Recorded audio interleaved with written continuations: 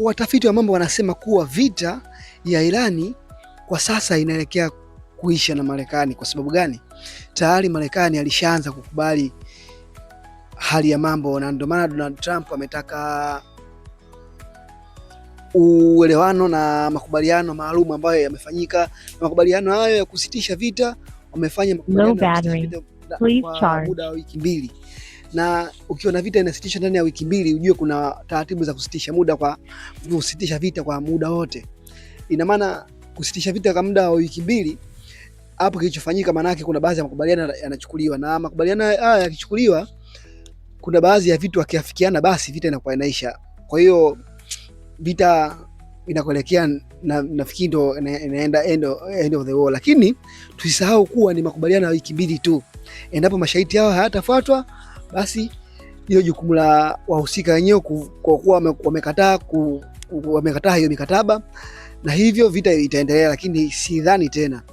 Na kitu kikubwa tu makubaliano moja hapo, makubaliano kwamba Irani anataka Marekani waondoe vikwazo kwa Irani. Yaani Marekani waondoe vikwazo kwa Irani na Irani kutaka fidia kwa Marekani.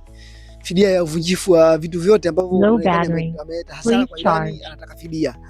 Na kingine Irani kuwa anaahidi kuwa hatafuatilia katika masuala ya nyuklia, na anatumia uranium kwa matumizi mazuri na sio kwa ajili ya nyuklia. Kwa hiyo na kikubwa Donald Trump kasema anashirikiana kuwa na Irani pamoja katika masuala ya nyuklia, na wataandaa mpango kazi mzuri katika kuhakikisha kuwa Irani anatumia kwa matumizi mazuri ya nyuklia.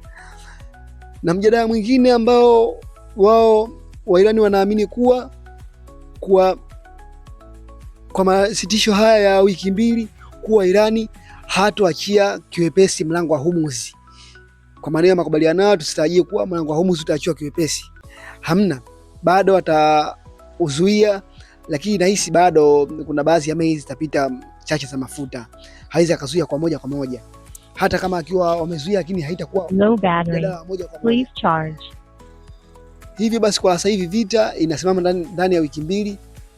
Japokuwa ikumbukwe Israeli sio vita ya Marekani na Irani inasimama, lakini Israeli anasema kuwa vita yake ipo pale pale. Yaani Hezbollah bado hataacha kuishambulia na hata haitaacha vita hiyo.